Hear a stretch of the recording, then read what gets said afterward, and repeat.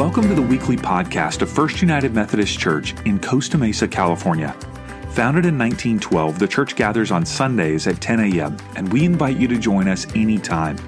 For more information, visit our website, costamesafirst.umc.com, or connect with us on Facebook, Instagram, or Twitter.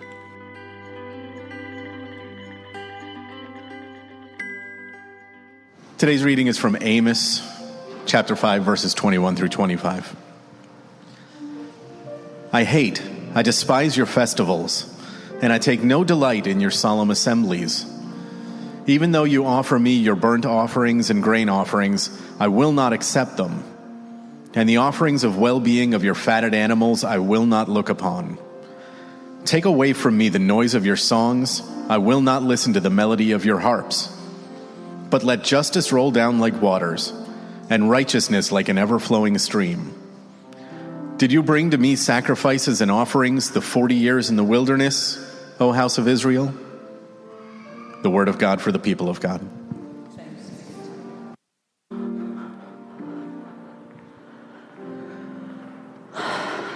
All right. So I just want to start with saying thank you all for your wonderful grace every Sunday when I get up and I run a service that I'm not always familiar with. And some of you might be like, Darcy, you've been here since 2016. Yeah, but I was not raised Methodist. And so depending on my role on a Sunday, sometimes the order of things leave my brain. So I appreciate all of that. This morning, we're going to be talking about this passage and continuing in the series, For the Bible Tells Me So. And part of the reason that I was like, oh, I need so much grace this morning because I am not a studied theologian, friends. My degrees are in the how and why of history and culture. And as we know, the Bible has a lot of history in it and a lot of culture in it. So I guess it's in my wheelhouse in that way. And one of the things that I thought about when I was reading this passage is I used to work in the jewelry industry. And one of the things that we'll be talking about this morning is how Amos, the original famous Amos, way before the cookies, is talking about really the idea of all show and no substance. And when I was in the jewelry industry, people would bring me piles of stuff, a lot of times from estates or things that they had found. And it was my job to sort through what was real and what was not. I have told Sean so many times, heaven forbid something happened to me, take my jewelry box to my old bosses because they will know what is real and what is not. There's really subtle ways to play up fake jewelry. And there's some not so subtle ways as well. One of the quickest ways in the industry that we could tell if gold was not real is to run a magnet over it, because real gold does not magnetize. Pot metal that has been covered in gold will magnetize, right?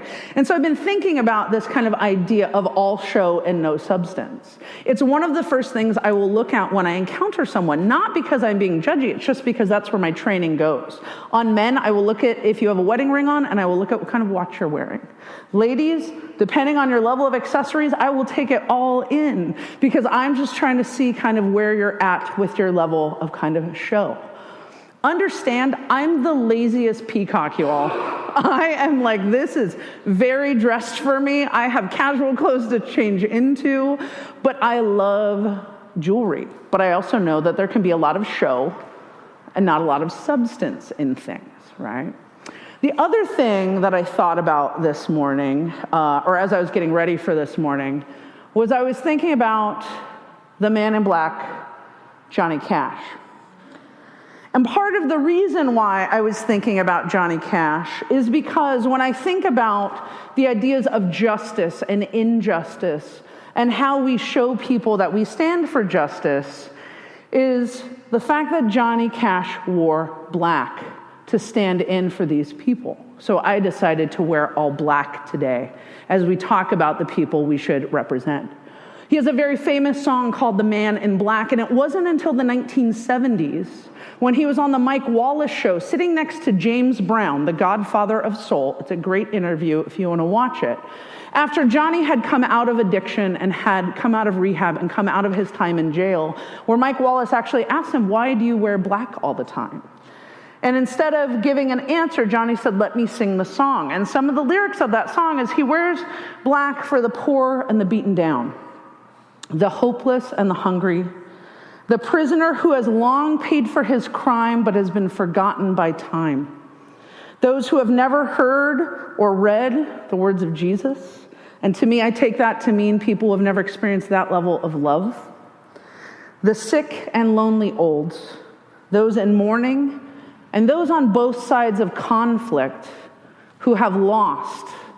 So that is part of the reason why I wear black today, because we are talking about justice and injustice. And we'll be talking about 3 different aspects of this. And what I think Amos is really talking to us about in this part of the Bible.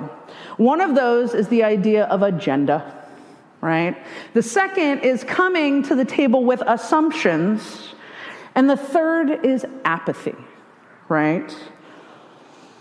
Because at the end of this passage, Amos is talking about letting justice roll down like waters and righteousness like an ever-flowing stream. Oh, that's so beautiful. It's a beautiful sentiment about justice and righteousness. But like so many things in the Bible before it, he's like, Let me talk about some of the things that I have concerns about, right? So we have to address those things. But we have to really talk about what he says in the beginning, right? And also about who Amos was, okay? Amos is the first Hebrew prophet to ever get his own book, thus the true first famous Amos. But he did not come from a family of prophets. He was a shepherd and a fig grower.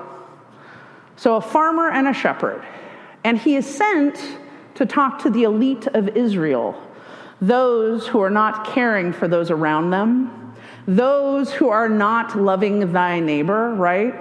Those who are not obeying the commandments, but are really just about financial gain. And the elite, because Amos does not come from the elite, dismiss him. Who is the shepherd? Who is this fig grower? Sounds like someone else that shows up in the New Testament of the Bible. This carpenter who goes around being like, I wouldn't do that. That's not cool. Let me flip this table, right? And he's so like Jesus, who would come later, gets dismissed. So Amos is not sitting around going like, hello, everyone, I'm a prophet. I come from a long line of prophets. Do you understand the legacy of the prophets in my family? That is not what Amos is saying. He's just like, these things aren't right. You are not caring for these people. And he starts in this part of the passage, right? We're in chapter 5 at this point of the book of Amos. So it's not like from moment 1. But he says, I hate. Hate is a strong word. I despise your festivals. He is not talking about Coachella, friends. He is not talking about Stagecoach Festival. He's talking about these festivals of show and no substance. These kind of celebrations of look how amazing we are and all of the things we do, but there's no substance in them. I take no delight in your solemn assemblies. I feel like in some form or another, whether it be in a church setting or not, we've all been in a meeting like this, right? Where we're called together because a thing has happened. An incident has happened. And so we need to get together and game plan about how we're going to change these things. How are we going to take action? How did this happen? I just don't understand. How did this injustice, this hate crime, this racist incident, how did these things happen and what can we do? And people sit around and they talk and they cross-talk, but then nothing happens. But then people can at least say, we had a meeting about it, right? We had a meeting about it. It was a very solemn, it was a very somber thing. No one was happy to be there, but we met. But the whole meeting doesn't lead to anything, right? Then he says, even though you offer me your burnt offerings and grain offerings, I will not accept them. And the offering of well-being of your fatted animals, I will not look upon them. And I think here, this is where Amos is really talking to us about the intention of sacrifice, right? What are we bringing to the table? And why are we bringing it, right? Remember years ago in youth group, back in the day, when I was a Presbyterian, do not judge. It was the church I was invited to, right? But I remember our youth pastor talking about your external needing to match your internal, right? Which is the opposite of what our culture tells us. Our culture says, fake it till you make it.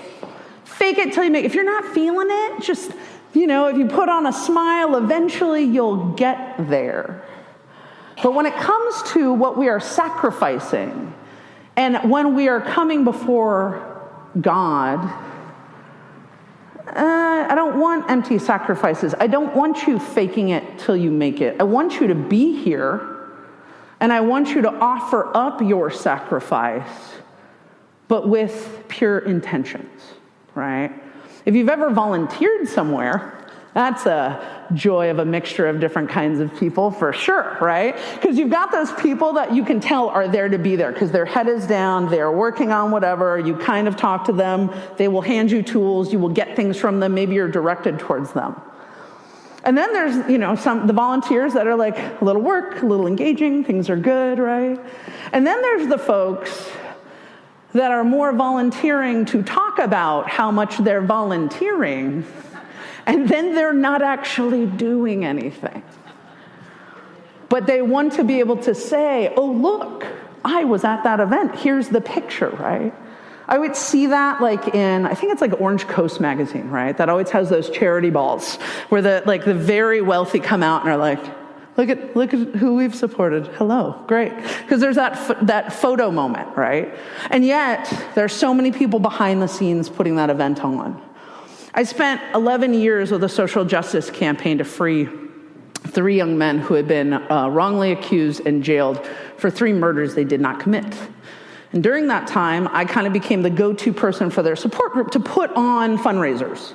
And I think it's just because I didn't say no. I just was like, all right, I'll put these things on. And so there were people that would hit me up for a charity fundraiser where we needed to raise money and would ask if they could have complimentary tickets. No.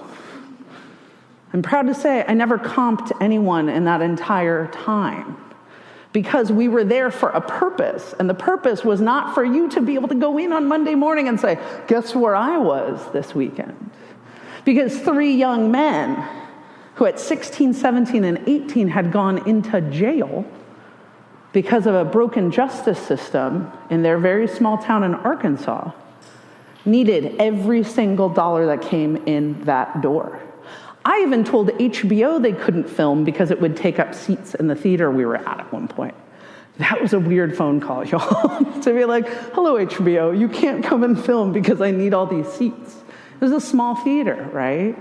And that is not me telling you, hey, look how great I am and how not good they are. It just purely is an example from my own life, right? Because I had these teams of people that volunteered their time, just like the people that volunteer their time here on Sundays and at our events, right? David is not trying to bother you into volunteering. It's because it takes a group of us to make these events happen and to welcome people in. And Amos is saying, don't be the person that just talks about how much you are volunteering and not actually doing anything, right? And then he goes on to say, take away from me the noise of your songs. I will not listen to the melody of your harps. And this idea of empty praise and empty worship, right? I don't know how many of you are watching the new show, The Righteous Gemstones on HBO, which follows a very large megachurch televangelist family. And as Sean was watching it, my husband, who did not grow up in evangelical tradition at all, but our friend Jay did. His parents were on television, and they faced a lot of things. Sean said to me, this hits really too close to home for a lot of people, huh? And I was like, yes, it does. Because again, here they are, and there's this opening scene where after they leave their Sunday service, they each get into a white Range Rover. And their white Range Rovers drive them to different places on the compound, on their big church compound, where there is an amusement park, And they each have their own house on the compound. But again, it's that here we are on Sunday mornings. Give us your tithes, give us your worship. And here's the thing. I don't judge that size of church. We're a smaller church, for sure. We do not have our own television show, though I think it would be fantastic. But it's about that intentionality of what are we doing? Are we just showing up on Sunday? Are we just showing up to say, oh, look, I was there. I was in church, right? And for many years, I know we just came through the season on deconstruction. I felt like I had to be in church on Sundays, whether I wanted to or not, to be like I was there. See? Did you see me? I was there. And there was a lot of this guilt and shame that had said you need to be there because part of being a Christian and a believer is showing how much of a Christian and a believer you are. Dressing the part, saying the right words, dating the right person. It's a lot. And I'm still untangling those things. Sean's not going anywhere, don't worry. He's good. But I still hear what I call Christianese in certain things. And it takes me back because I'm like, ooh, that's that language of the church, which can be very beneficial, but it can also be really empty, right? When the church doesn't know what to say, when we are calling for justice, and there is nothing but empty, well, just praise him and just read these passages in the Bible. Sean and his first Sunday in this church was after the last election. Sarah had no idea the responsibility she was taking on for us that day. But I was finally ready to come back into a community where we would be radically intergenerational and all affirming at all levels. And we've been hunting for that for a number of years. But I came in and we stayed in this space because I felt that the people that were here wanted to actually be here. And I wanted to be here, right? In this inclusive space of people doing the work, right? And that doesn't mean that we are a perfect congregation by any means. We still have our challenges. But I wanted to be in a space that said, regardless of what side of things you are on, we will see justice and love in the middle. Whether you want to be more conservative or more liberal, we will seek that love that God has for us. Right? And Amos, his name means to carry, right? And as the prophet, he's not just carrying these messages, he's also carrying responsibility with him.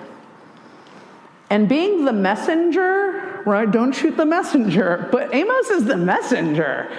And they're not hearing it. They're just like, fig farmer, shepherd, what do you have to say? You don't know us, right?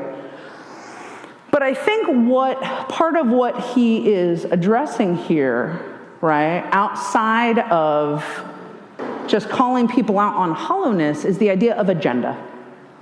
And that we have to set aside our agendas with people. Because these folks were coming for financial gains, right? They wanted to move forward. They wanted to be the top person in their community. But that means that there's agenda. Their actions all had agenda. And as Christians, I'm sure we've all seen this, right? Even if you are not a believer and you are sitting with us today, you have probably seen this, right? The idea of, I will love this person and show God to this person in the hopes that they will then become a believer as well. It's so loaded. It's really loaded. It's part of the reason I have trouble with missionary work, because it has a different kind of agenda, right? And as an academic advisor, I have to consider my agenda all the time, because students come in, my job says I'm supposed to help them pick classes and help them on their academic journey. So I can use the tools that we have in our in our digital world to look at, okay, this student needs these classes, maybe the student's having a tougher semester. But if I go in to that student and just say, oh, I know what you need, and I just put forth my agenda, I'm going to miss out on what that person actually needs.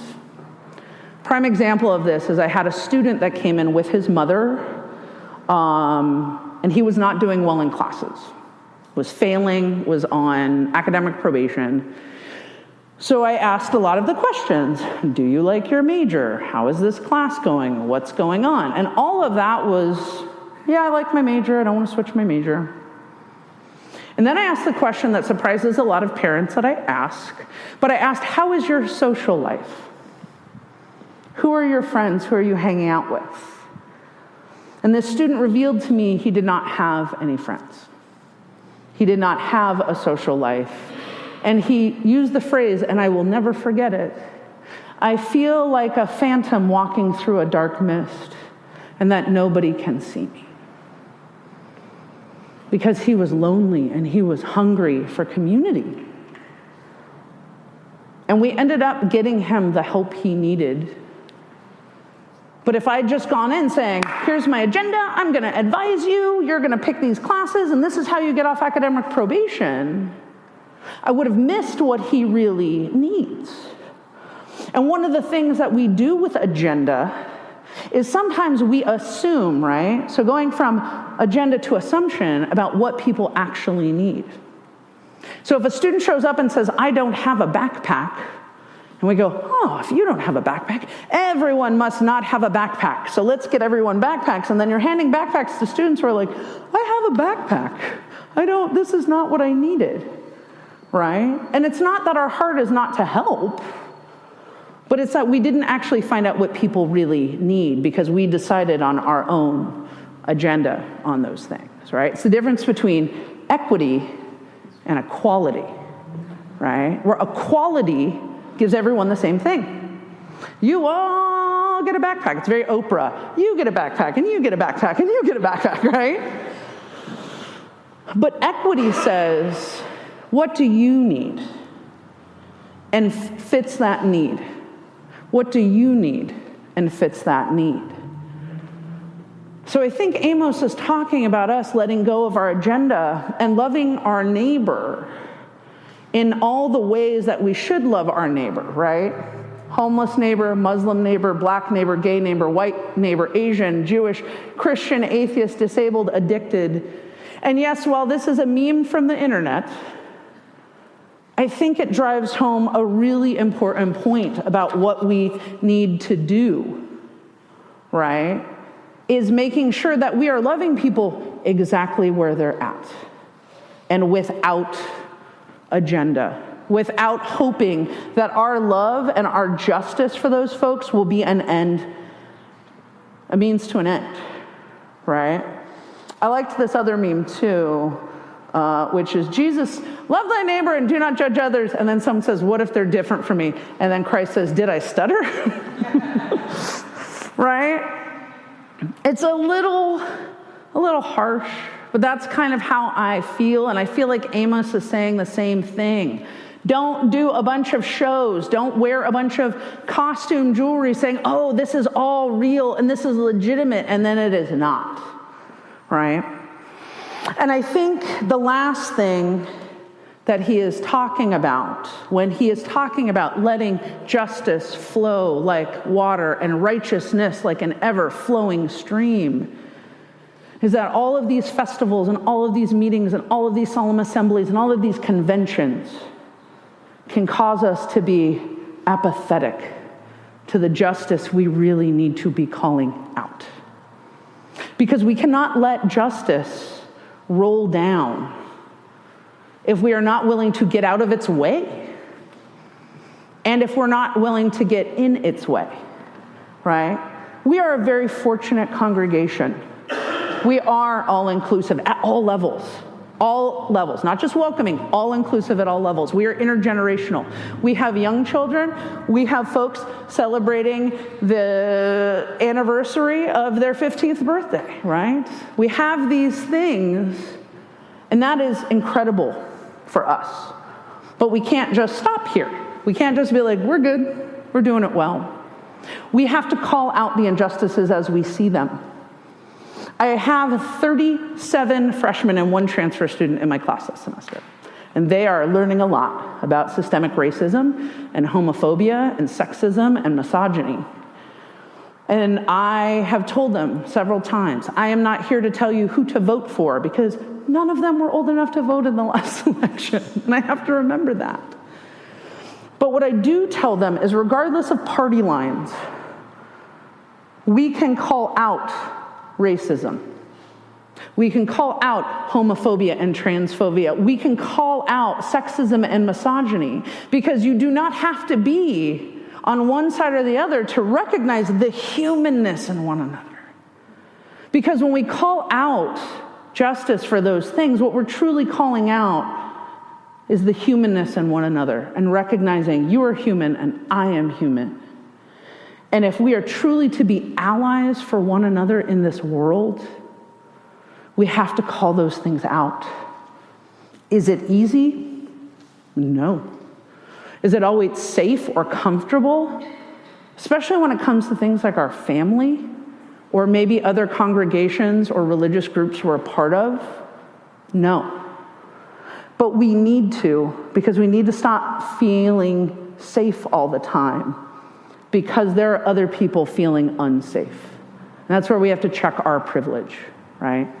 Check who we are. Because that is when our sacrifices and our offerings become about substance and not show, right? And so these are the things I really feel like Amos is telling us, right? Let go of your agendas. Let go of your assumptions. And do not be apathetic to those who need our help. Because when you show up and go, look at all the great things I've done, right? He's going to ask, what have you really done? What have you really done? Because it's so much more about doing and not talking about it, right? I know it's not easy to do these things, but we are the light.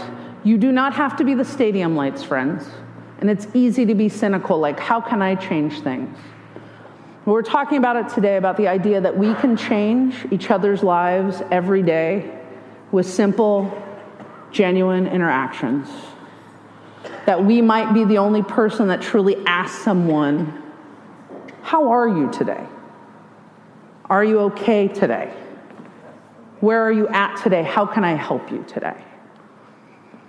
So I want to ask you to be that light and to be, and I don't stand here to talk about Amos to be condemning or to be judging, because I have to remind myself, because Lord knows I go through the action some days.